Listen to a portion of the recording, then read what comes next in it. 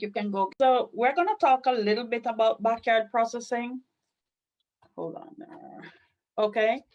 And if you notice, I have poultry in parentheses there, mostly because that's my area. That's my area of specialty. That's what I work with. But most of the information can be applied whatever type of animal livestock you're trying to process. And most, because we are really limited resource here that we work with, so our farmers, they mostly do their slaughtering in, in the backyard, in the back at someplace on their farm. um, uh, so one of the things we have to advise them now, based on, I've been working with them, so I kind of know how they operate with some of them, not all of them. So now we have to suggest some changes that can be done for them to continue to do this. And some general information also is that, although things are, we have to take these precautions for the coronavirus, for the COVID-19. But unfortunately, this may not be the last time we see a pandemic. We never know when something will happen again, even if we get past the COVID-19. So whatever guidelines we are taking now, whatever precautions we are taking, I think it's good to be aware of them, so that we are much more prepared in case we have, something else happening later on. We never know. At least knowing this information now, it will help you be more alert and be prepared for, in case something like this happen again. So, and that applies regardless of what we're doing. So before you start processing, first you want to make sure you gather and clean all your tools and surfaces that you're going to work with. Now, the next part is here. It says, if processing is done with multiple people, and this is, sometimes we experience this where resources are limited. So sometimes maybe 2 or 3 people will get together to share resources, and so they'll plan when they're going to do their slaughter and processing, so that they can share resources. So that's maybe you'd want to not advise that right now, but if that cannot be avoided, then they have to, follow certain guidelines so that they remain safe. Everybody working there will remain safe. So all workers still will have to keep a safe distance, or you can set up partitions to separate each worker, depending on what part of the processing you're doing. One of the things that we generally do, depending on what part of the processing, is that people will stand across a table, especially when they are doing the evisceration and plucking, if they are plucking by hand, is to stand close together and face to face. Now we want, even though you're wearing masks, you still want to avoid that closeness, and being face to face. One of the things they usually use when they're slaughtering poultry, I don't know if they do it too much with other livestock, they tend to have fans to provide some type of ventilation, which is good. But you want to make sure the fans are set at an angle so the air does not blow across multiple people, because it's blowing from you to the next person to the next person. So you want to set up the fans so that that doesn't happen. So that's important. Now, when you're processing, you want to keep separate clothes and shoes while you're processing, because you're going to be going from station to station to do the different activities. So the best thing to do is to have a different person working each station. But if that cannot be avoided, you want to wear uh, disposable aprons, which is, it's not very hard to get, and they are not very expensive. They are not very expensive. That's what I actually order when I'm doing this type of work. And you can get like a whole box of up to 500 of these plastic disposable aprons that you use when you're slaughtering. And that would be a good thing to have. So, and then when you go from, they're so inexpensive that when you go from, if you are doing several activities during the whole processing, and you're moving from one station to the next, you can actually just rip off that plastic that disposable apron, put another one on before you go to the next station. Although it's preferable that a different person working in each station. But as I said, because we're limited resource farmers, they may not have enough people working and the same person have to do it. So, but you have to take those precautions. Um, if you have to do this more than one day, you do not want to wear the same clothes the next day unless they are washed. You do not want to bring anything, from one day to the next with the same dust and dirt or blood or anything on it. You want to make sure they're washed before you get back. You're going to make sure that you have hand washing and hand sanitizing stations set up. So, especially if you're working more than one station, so you do all that prior to moving on to the next station. And during the entire process, you want to make sure you wear gloves and masks. One of the things that can happen during the processing is that your gloves can become damaged. It has happened a lot with us. You want to take that off and replace it immediately before continuing. And you clean frequently. One of the things we do, for example, you have maybe you already did the bleeding and the defeathering, and you're doing the evisceration. We have 3 carcasses on the table that you're eviscerating. You then, once you finish that, you rinse the table off before you bring another set of chicken in. So you want to clean more frequently than you normally do. Now, there have been no evidence so far that I've seen in all my research that the virus is transmitted from birds to humans. However, during all of this cleaning, disinfectant, taking precautions, we are not only trying to protect against the COVID-19, there are lots of other types of pathogens that we are trying to avoid as well. So it's good to take these precautions regardless. Now, you want to make sure that each section, each workstation is separate. For example, where you do the bleeding and the scalding and the plucking, you're going to have feathers and blood flying around. You do not want to do the evisceration and cleaning in that same area. That, you're going to contaminate the carcass with all the blood and feather and dust flying around. So you want to have that done in a totally separate area, the evisceration, and then where you do the cleaning and chilling of the carcass, that has to be done in a totally different area. So you want to separate your stations that you're working so that you maintain a clean carcass without or as minimum contaminants as possible. Now, where you do once you bleed the animal, pluck it, all that, the surface that you're working on, you want it to be a washable surface. So generally we use stainless steel tables because it's easy to wash stainless steel frequently, no problem.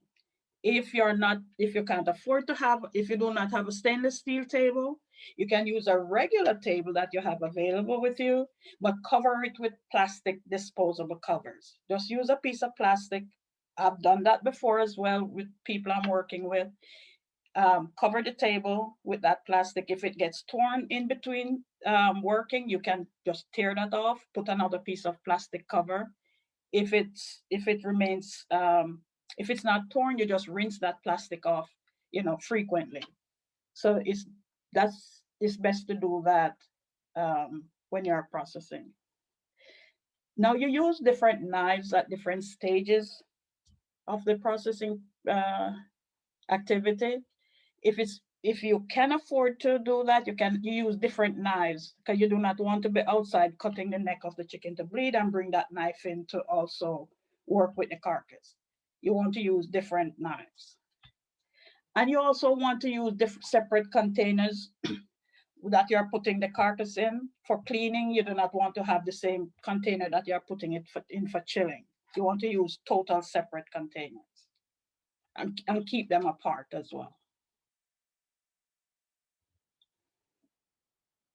Now, if you have to work the same, you do not have enough people working, where you have people at different stations doing different activities, and you have to move from station to station. Again, I said you want to wear different gloves, and if you have disposable aprons, you can put those on as well. You can change those as well. because you do not want to transfer any organism, microorganism, or whatever is there from one station to the next. You want to keep it as clean as possible.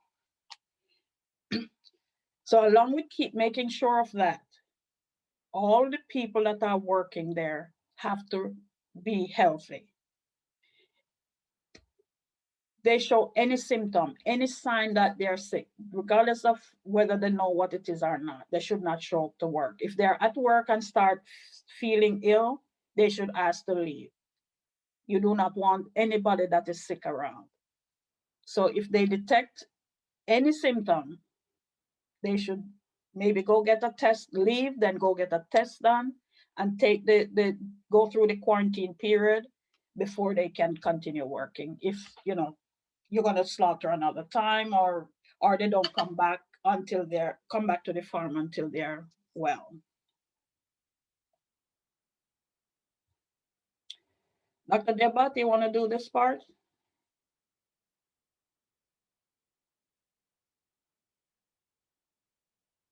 Are you there?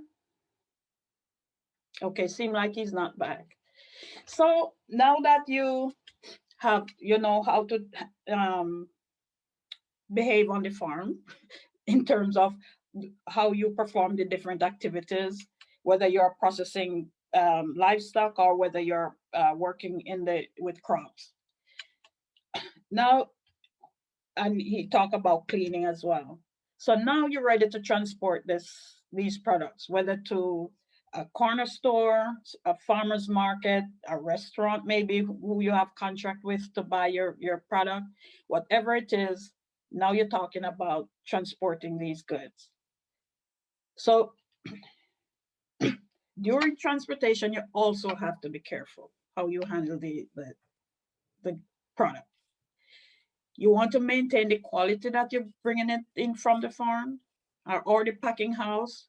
You want to maintain that quality when it gets to the store or the market or the restaurant. You do not want it to be damaged during transportation. So you have to, first of all, you have to make sure that that vehicle is clean, whether it's a small farmer with not a lot of produce, but he's just packing the stuff in the back of his truck. You want to make sure the containers that you're using are clean, the back of that truck is clean, and you want to make sure that those containers are covered, because while you're driving, you can have things flying from the air onto the products and contaminate them. So you have to be careful.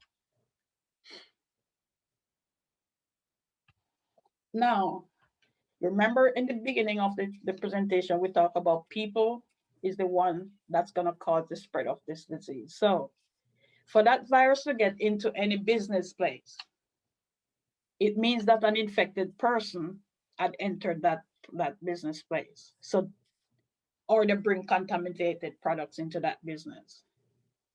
It is important that everybody entering that business um, adhere to posted safety measures, because by now we say that you're going to post guidelines on your business place, whether it's the farm or your store or the market or wherever, so that people will follow those guidelines. And that include wearing masks along with the other guidelines we have talked about so far. It is preferable not to have multiple passengers in the same vehicle, especially when you're going long distances. But if that cannot be avoided, or sometimes even if it's just you want to wear a mask, you must. And if two people are going to be in the vehicle, make sure that each person wearing a mask as well. You want to take over, Dr. Diabate? Yes, I'm here. Okay, go ahead.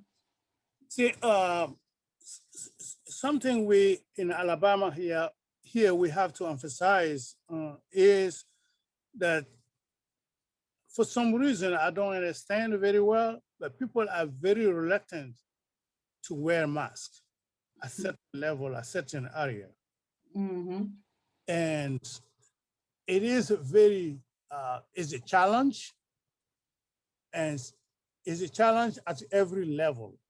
The grocery store, the farm level, because they feel like we are far from everybody, or we're not going to get it, or I don't know what is in their mind. So for a driver, I'm taking back again about the limited resource farmers, where they may have one truck, and they take it, whatever produce to some restaurant, they take it to some, they have order from some restaurant, or they take it to the farmer market or to the weekly market to anywhere. So that transportation system is like the same way you treat your house is the same way you treat your transportation system, where you take everything from your farm. At that level, we have finished cleaning, packaging, everything is sanitized, clean and sanitized. And then we take it to a vehicle, which is also clean, supposed to be clean and sanitized. And, and so that's the challenge for some small farmers when it comes to doing that part of cleaning and sanitizing your vehicle, your transportation, the same vehicle you use to take the produce from the farm to the customer. And yes, the driver had to wear mask all the time, and you have to do the physical distancing. You have to wash hands all the time. And the vehicle also is not, this is a very dedicated area. When the way we treat a vehicle at certain time, especially our limited resource farmer, they may not have the best car. They may not be a new version of this and that, but still, it still allow you to do whatever you want to. So you have to treat that vehicle like it may be, that vehicle may be the way to take from in any person or any contamination to where you are to you live, and also to your customers. Your produce must be clean, everything, you did everything right. But once you put in a vehicle, if you don't do this, the same protocol, follow the same guideline, you may be contaminating at that level. And when you contaminate at that level, you produce, it goes to customers, and customer also can contaminate their family members and the community in general. So one other thing is the driver, because I do understand we live in these communities here. The driver, we say the driver must take great care of their personal hygiene, and wear clean protective clothing. And we have to understand when we say driver, in our cases, we mean the farmer himself, because most of them cannot afford to have somebody to pick up a delivery system, to pay that delivery system.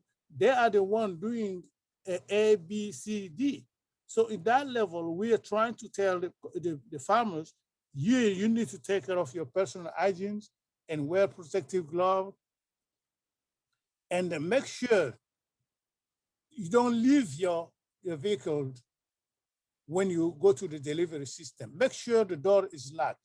Make sure that you park at a certain area when the people will not be touching, or things will not be altered. So you are the ones doing that. So you have to make sure is that. And then when you go to the farmer markets, you have to have a place where you park your car. So meaning even at a farmer level, we're talking about a community, meaning at a farmer market level, there need to be a space where the driver can, even the vehicle can be distanced a little bit from each other to avoid the contact between the drivers, and even the stands. The stand where they sit, usually they used to be next to each other. When you go to those farmer markets, is just straight next to each other. So now we have to even put the distance, literally 6 feet between the stand, so the farmer can they can wear masks like the customers also, but they can have a place they can park their car safely, and also they have to wear clothes which are not infected, or they cannot take the clothes from the farm and bring it. The same thing is taken to the farm and is not clean, is not washed, bring the same thing to the farmer markets or to the delivery area where it's going to deliver the food or the produce.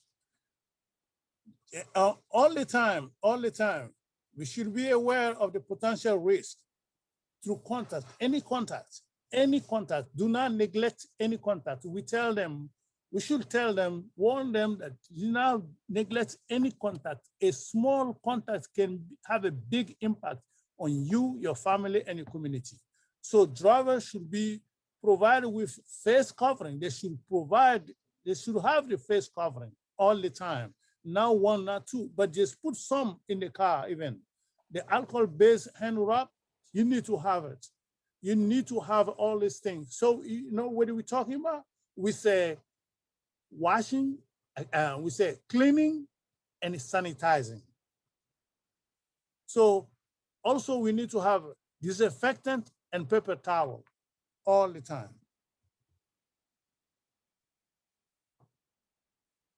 So when you look at it here,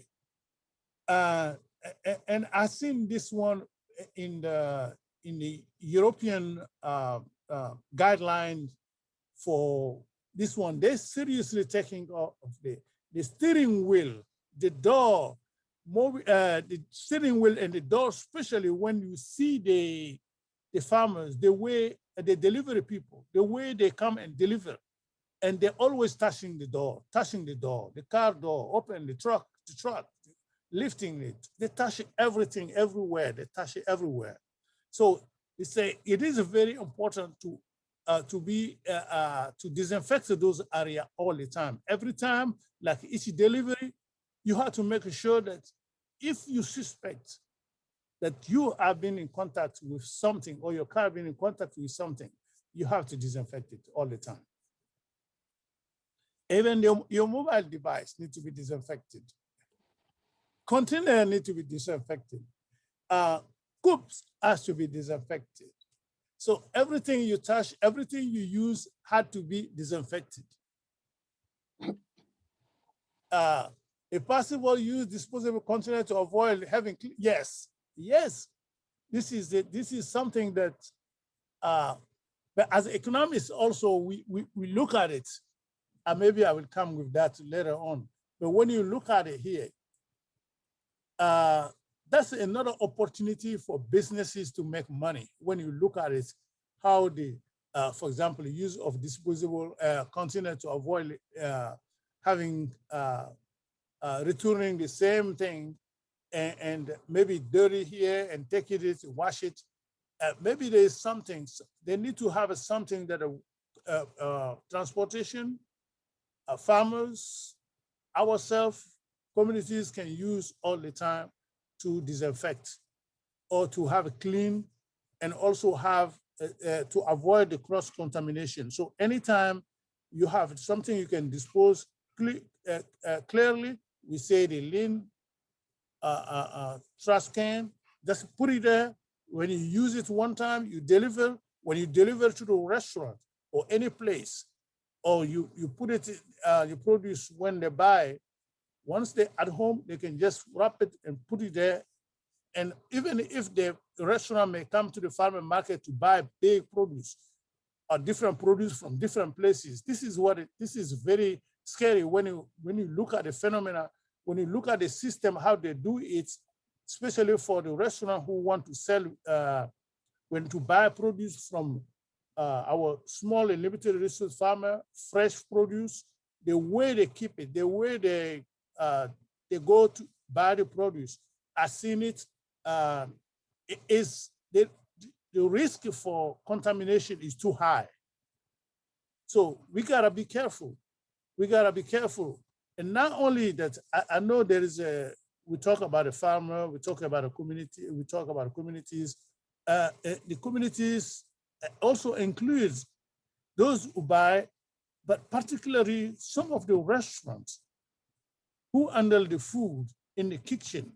area, who take the food, either the farmer take it or they take it inside. How do they handle it? The safeness here, they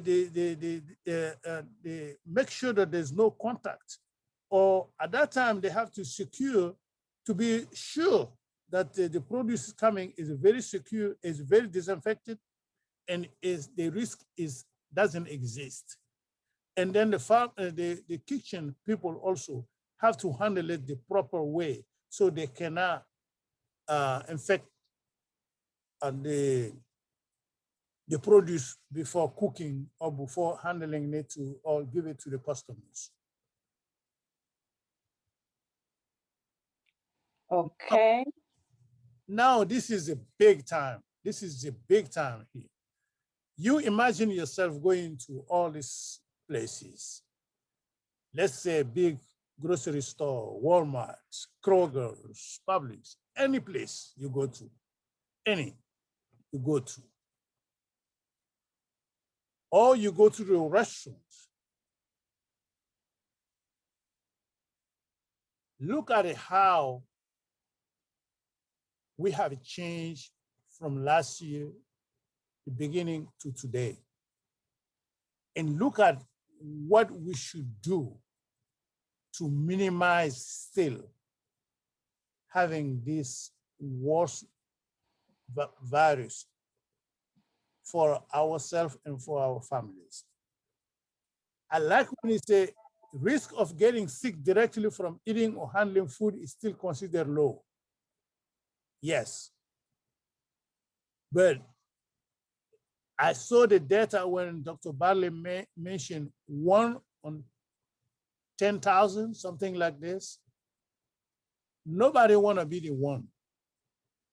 We need to avoid the one. We need to avoid the one.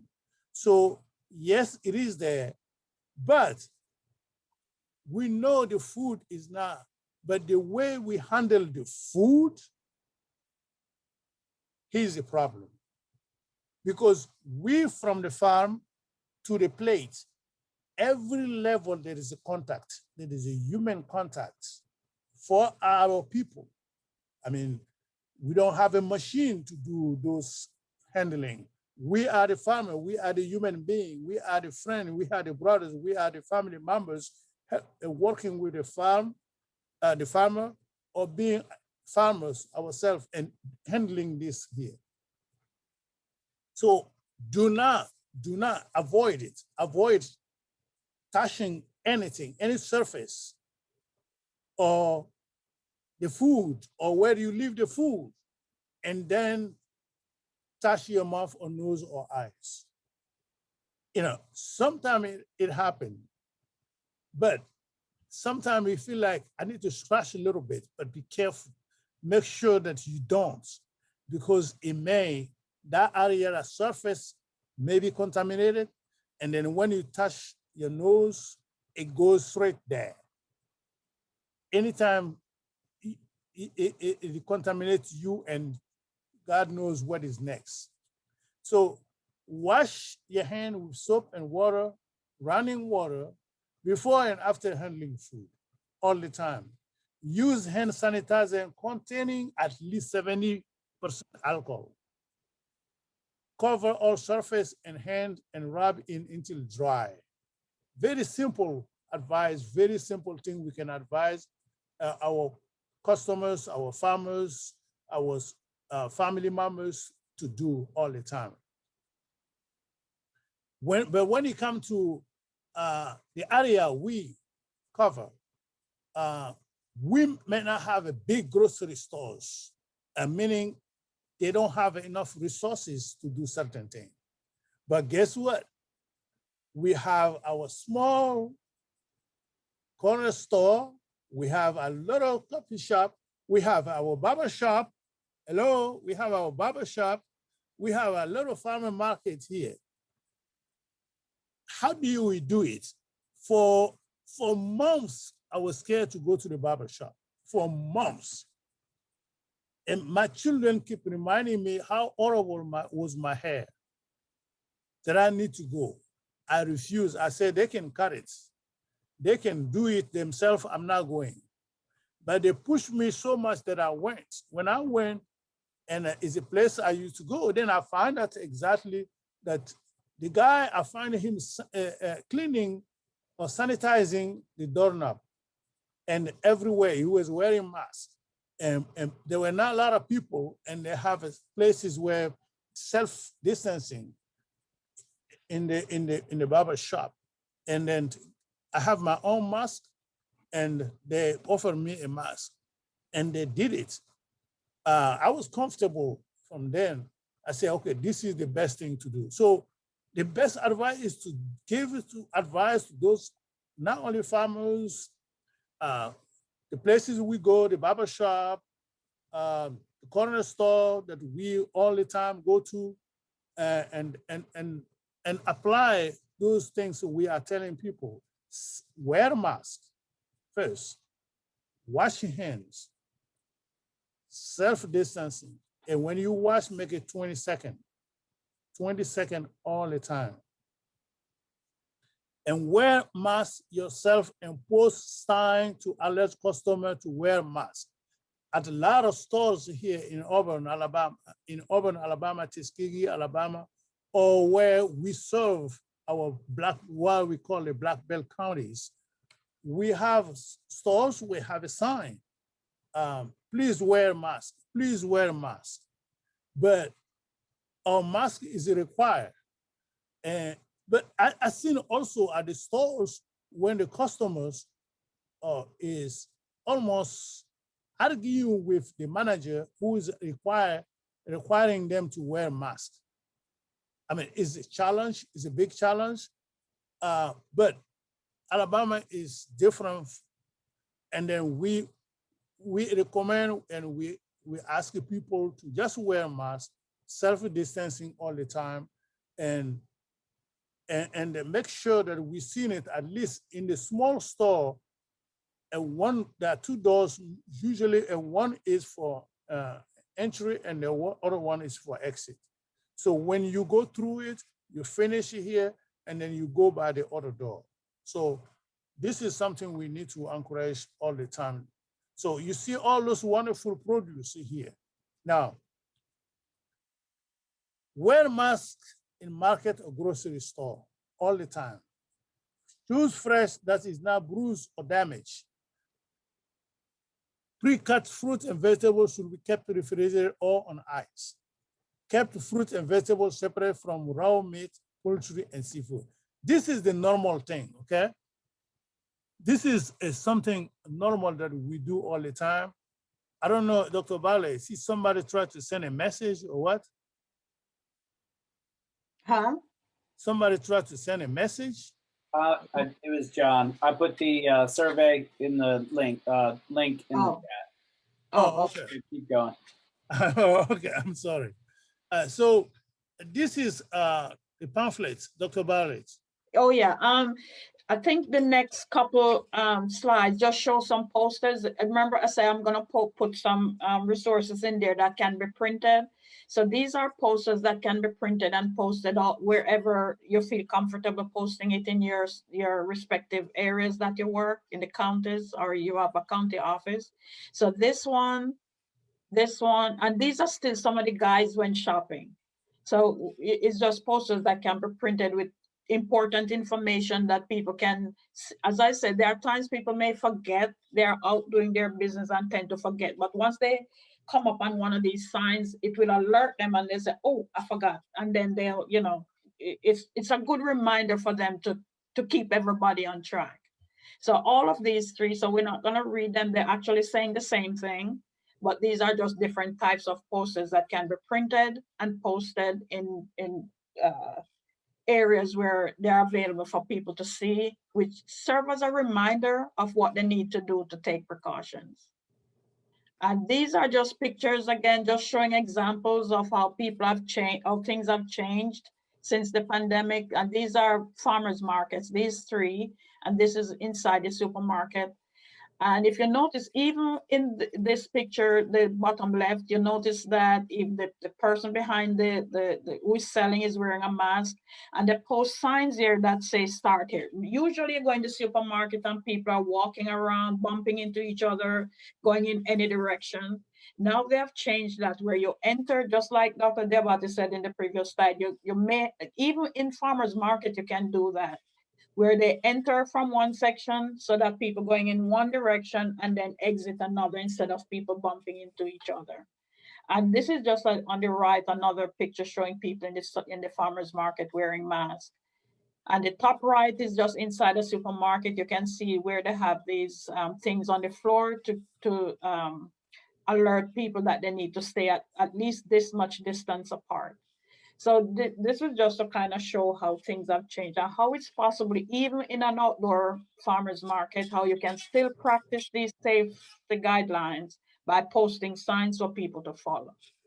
So that's just what these pictures are saying there. Okay, so thank you, Dr. Bartlett. So when you look at it here, how we as a customer, when we bring the food, how we handle the food at home. So what do we do? When you look at it here, most of the time when we bring the package, let me call it, when we bring the package home now, the area we put it there, sometimes we put it on the kitchen table, and then what do we do with it? Before us or anybody jump on and just open it and try to use it. That's also our part in our families to educate ourselves and our children. And they have to wait, and you have to clean the outside, disinfect the outside, or just before you do anything, make sure that it's sanitized or with a disinfectant so the area is completely clean.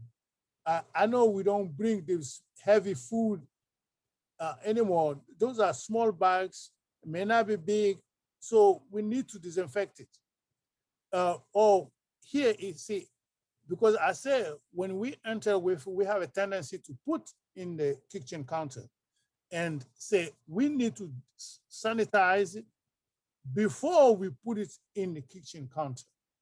Because whatever we have on those package, we can transfer it to the kitchen counter. So that will be contamination right there. So this is what we need to wash. Wash our hands again. Washing hands never stop. Oh, So wash hand, wash hand, wash hand, kitchen utensil. Anywhere you touch it, you have to wash it constantly. And some of us will see only a little water bill going up a little bit, but it's okay. It's better to pay the water bill, a little bit higher water bill, than to have to be in the emergency room with COVID. So wash fruit and vegetable under running water is always recommended, even if you do not plan to eat the peel. Now it becomes even scary. It becomes even scary just eating just the vegetable if you don't peel it. So make sure that you wash it all the time. Do not wash, I like this one here. Do not wash fruit and vegetable with soap or detergent. I have to confess, this is not what I do. I wash with soap, liquid soap all the time. that's not good. Yes, yes. So, hey, we all have to change our habits now. And do not use bleach solution for other disinfectant produce on foods. Yes, do not wash fruit and vegetable with soap or detergent. Do not use bleach solution or other disinfectant product on food. Use disposable paper if necessary to dry fruits and vegetables. Now, home is not that big. You can do it little bit by changing your little habits. We can do that all the time. Once you do that, once you take the first step, you keep doing it, you will make a little thing, you will forget a little bit, but you can do it, especially the children, especially if we have a children going, playing, coming from school, touching the bus, touching everything. That's a different issue that they also have to be, we have to be very careful. They have to learn, we have to teach them how to wash their hands, how not to touch certain things when they come straight from school, how to wash their hands, disinfect everything, put the clothes, dirty clothes here, put the bag here. You know, we have to be organized, much more organized now than before. We don't know who have a virus or who is taking the virus or is bringing it home. Everybody needs to do his or her little part. So far, there have been no reported incidents of COVID in drinking water. Okay, that's a good news. However, water contaminated should be clean. Containers should be clean and handled with clean hands. We need to clean it. We need to wear gloves. And when we clean them, and we need to make sure that everything is clean and handled with clean hands. Do not touch anything. Do not start cooking. Do not start serving. Do not start whatever you're doing until you make sure that you are sure that your hands are clean.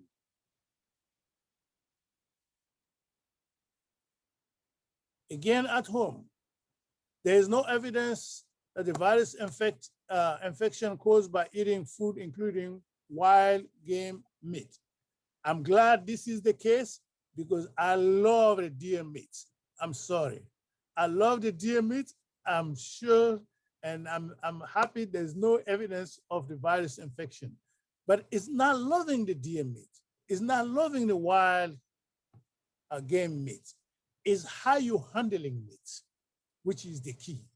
You can eat all kind of food, but the way you're handling it is the key to avoid this horrible virus. So hunter can get other disease when processing or eating game or other meat. They can do that, but there's no proof that yet that the virus, the COVID is the game meat can create the COVID. Okay. Do not harvest animals that appear sick or found dead. That means no roadkill, right? No, that's a no, no, no, no. Don't do it. You know, we're not supposed to do it anyway. But this time we put emphasis on it because we don't know what killed that animal. We don't know what killed that bird. We don't know what happened to that fruit or vegetable. We don't know anything, especially the animal. We don't know. So if they're sick, don't eat it. If they're dead, you find them there, or just don't do it. Don't make sure you dispose them at the proper way according to the regulation, the rule and the regulations. Don't eat them. So when you harvest the meat, clean. I seen it here before this one here. You know, I love working with Dr. Bartlett on the chicken farm when she handled the animal, the birds all the time, the slaughtering and seeing what is in the animal and the way she handled. I thought she was too much. I thought she was too much, but the way the birds are handled, the way when this one is processed, he goes to this way. this way. And the way I thought they have tons of whatever or bleach in the building. It was too much to me. Now I understand why she's doing that, and to disinfect completely the area. Every little area the people touch, either students or farmer or faculty coming, clean. You have to clean the area. So the same thing we're doing in the lab or in the area it's supposed to be. This is the same thing we have to do home, because again, one more time, we're going to contaminate our loved one. And when you see the picture of sick people in the emergency room, you now want to be there. You don't want anybody to be there.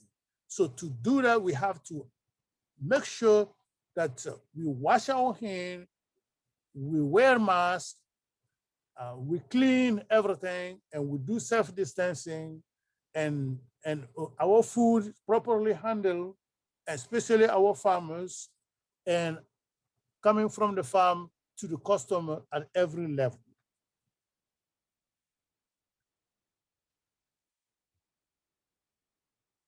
Wash your hand again. We keep saying it. Wash 20 seconds. Make sure you cook thoroughly. I love my steak. I love little steak, little not cooked very well, but I changed now. Gotta do cooking. I gotta cook until I see it. So I see it, and I have to cook it. And this is the way it's supposed to be. Be careful. This is not the right time to have,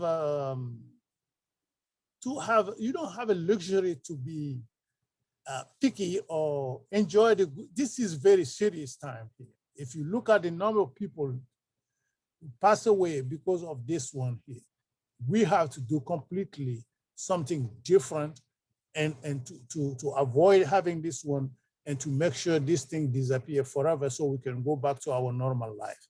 Wash hands, cook meat thoroughly, and make sure if you see a little blood on your chicken or on your meat, make sure you don't eat it. Or meaning, make sure you really cooked thoroughly. Make sure you cook it very nice, and cook it all so you will not see the blood. Okay. Okay. Oh, go ahead. Okay, John, you want us to take another break, or you want me to just, we're almost finished here. I think we could probably push on through if we would. Then that way we would maybe get wrapped up a little early. But if you need a break or something, that's fine. But just while I'm talking, I put the survey link in the chat as well. So if you just click on that, you can complete that this time, and we'll get you a completion certificate at the end of receiving those back. Oh, you wanted those today? Well, if people click on them and do them, I'll email them out as well. But but if they want to click on and do them, they can do that too. Oh, would you prefer to take the break and do that, or we just push through and end early? Let's keep going. Have a lot of energy. And they can do that after. Okay, all right, I'll go through this part and get through this kind of early. Now, if say, for example, you're the owner of a small restaurant, and you guys, since the pandemic, you know that a lot of them have closed, especially small ones have closed. They have not been reopened. Some of them have reopened slowly with very small business activities going on. So and some of them just have limited workers and do just takeout or something like that, but a lot of that's changed. So the first thing you want to make sure if you own a small restaurant during this time is to keep your employees, your customers, and your community safe. That's the first thing in the back of your mind. You want to also encourage your staff, the people working with you, to take the pandemic seriously, because as we know, they are still skeptics. So you want to make sure that you talk to your staff, regardless of what they feel in the back of their mind. If they want to continue working, they have to take the pandemic seriously and follow all the guidelines that you're going to set up for the functioning of your business place. So they have to follow the guidelines. Every staff must follow, which include wearing masks, safe distancing, and all of that. And one of the things to kind of encourage people as well is that if they get sick, you want to possibly offer sick leave so that they will still feel that if they'll still get paid. They won't be kind of laid off, they won't be getting paid. So if you offer sick leave, that may be an incentive for them as well. You maybe want to have a contact-free exchange of food and equipment. So this is where now, instead of passing food and equipment back and forth with each other, like, you know, under normal situations, you may have instead where you set it up that packages or food items or whatever you're using are placed on a table. Then you can walk away and the person who needs it will then go pick it up. So you do not really have to be in contact with each other, you know, when it's not necessary. Other documents, for example, say you do not have direct deposit of your paycheck and you know you are being paid there at the place of employment. You may just want to put the checks in an envelope, place it on the table with the name of the employee on it, and they just go pick up their things. So this is where you're trying to reduce the amount of contact.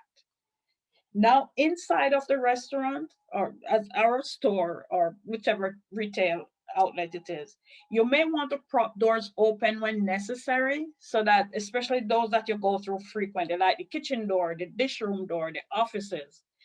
The bathroom, that's up in the air because it depends on what type it is, if you can still maintain privacy, if you keep the door open so you do not have, you know, everybody coming and touching the door handle, as was mentioned previously. So if doors can be propped open during this time, it will be better. That's less touching. So that's one thing you could practice inside of your restaurant. You want to make sure you constantly communicate the importance of hygiene and food safety protocols to your employees. Because sometimes you may start at the beginning to make sure you outline your protocol and they need to follow, but sometimes they get into this routine thing and they tend to forget and kind of revert to their, you know, how they used to behave before. So you want to have constant communication to make sure that they do not forget. Of course, you're going to have your well-maintained hand washing stations to make sure that now they have to wash their hands in between each activity they're doing. Most business places have transitioned to takeout, and you know some of them are starting now to have dine-in. But if you still don't feel comfortable or you're in an area where that is dining in is still not possible, you can transition to takeout. Or you can also to go along with that have online menus if you're able to have, if you live in an area where you're able to have your business online, and people can just go online and make their order and also pay online as well. If you have people who do not have access to that, they have to come to the restaurant. It is good to have your menu. Maybe single-use menus where you can hand out the menus and they do not have to return it. If you can't afford that, and you know several people have to use the same menu to select items, you make sure it's in such a way where they can be cleaned after each person use it. So when you're passing it on to the next person, you know you're not passing anything on to them. So these are some of the things you can do if you own a restaurant. You can also have contact-free payments. For example, if you were doing putting your order online, of course, then you can pay online. Some places don't do that. You can which I've tried. They order online, but you have to pay when you go to pick up. It's preferable to use a credit card if you have one. Although and make sure that the person who is paying you using a credit card, that you wipe the credit card down when you hand it back to the person, or the person will wipe it. I see some people do that. If you have to use cash, make sure you wear a glove, because we know, and even without the pandemic, we know that cash money can transmit organisms. You can offer contact-free pickup at your restaurant. where people may call in an order or even come in and say, place an order. And then instead of coming in contact with the person so frequently, you can place the order on a table with the customer's name on it, and they just come in and pick up their order. If a line has to be formed, maybe several people coming to pick up their food, you make sure that they stay socially distanced so that they're not contacting each other when they come to pick up their food. So that's something you can arrange. Now, this is the end. Good thing we just decided to continue.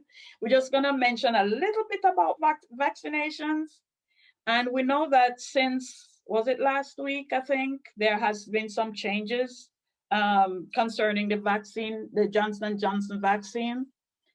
So far, 3 have been approved for emergency use authorization in the US, and by now we know it's the Moderna, the Pfizer, and the Johnson & Johnson. However, because of some issues with blood clots caused by the Johnson & Johnson, it's currently on pause in this country. So that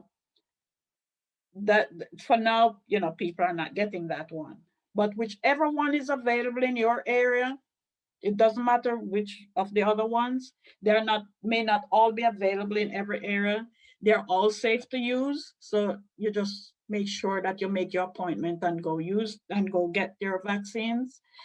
And again, one of the things that, and I've heard people say this, once they get their vaccine, sometimes both the Moderna and the Pfizer are 2-shot vaccines. And some people, once they get the first one, they start taking more chances than they would take prior to getting it, which is not safe. It's best to be fully vaccinated. And you're not until you're at least 2 weeks from after getting your second shot. And you still have to take precautions even outside of that.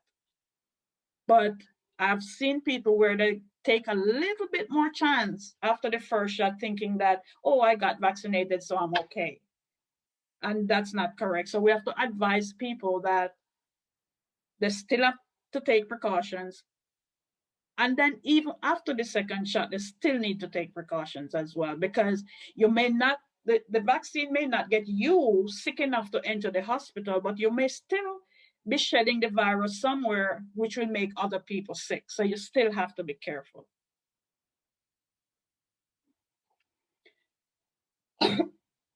So this is just what I was just saying, that you have to be careful regardless of whether you have 1 or 2 shots of the vaccine. This short little clip here, I think it's going to talk about what advice. I don't think it has sound. It's just trying to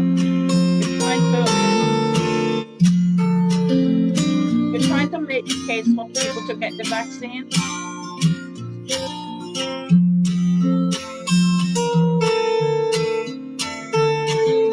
There's something that you can read once you get this is posted on the AAA website. I pass this information on to your kind self.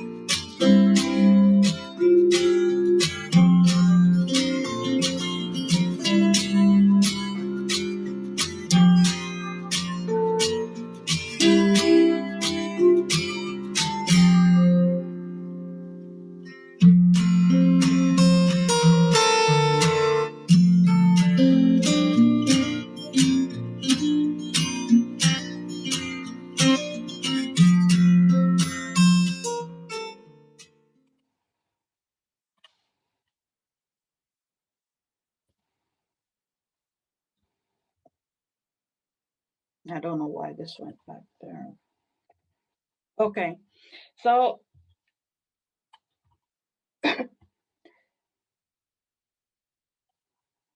what do you expect after vaccination? So this is what this is going to tell you. What do you expect? So it just tells you that it is to protect yourself against the COVID-19. And some of the common side effects, they have them listed here, which we had talked about in the beginning about some of the effects. And these are some of the signs similar to what you get when you get the flu. if you have this fever persisting, you can take ibuprofen or any over-the-counter pain medication. To ease the pain in your arm, you can apply a cool, wet washcloth to kind of ease that discomfort in your arm. Drink plenty of fluids. And if any of these symptoms persist beyond a certain time, then you may want to call your healthcare provider if they're lasting too long. And then the serious health things now happen is if you have difficulty breathing and any of those signs that they show there. And then they tell you what to do after you're vaccinated. This is just a summary, that you still continue to wear your mask. So that you can read and pass on to your clientele.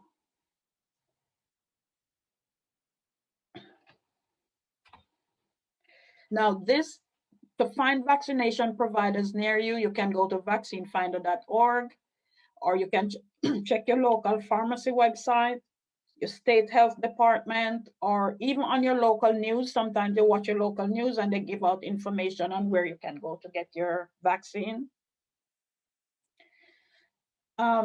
You can also go to your state health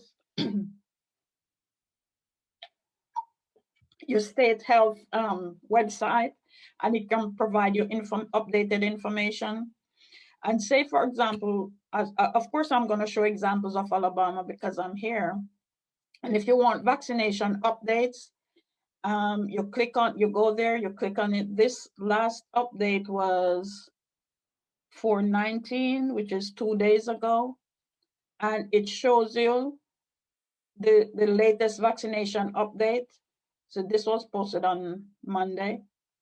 And it tells you the amount of cases, the amount of deaths, hospitalizations, the vaccine doses that have already been administered, and where you can, the Alabama healthcare providers enrolled in the vaccination program. So if you go to your state health website, or Department of Health, you can find this information for your state, and it can provide information that you can give to your clientele. This is just to show you another way where in Alabama, the National Guard also issue vaccines. So maybe in your state, you can check if the National Guard in your state do the same. And they put this information out, and it tells you the date and the place and the exact place in each of the counties where you can go to get the vaccine. So this is just an example of all the different ways that you can find out where to get the vaccine.